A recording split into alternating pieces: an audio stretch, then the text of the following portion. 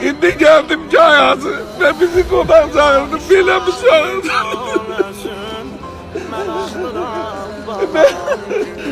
Böyle insan görmüştüm.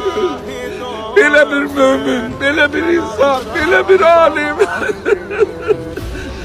Böyle bir elden giden insan. Hemşevre bizlerden, duaları bizden oldu. Cennet şehidimiz Hazır Hafız yerinde de o kadar güzel bizler için.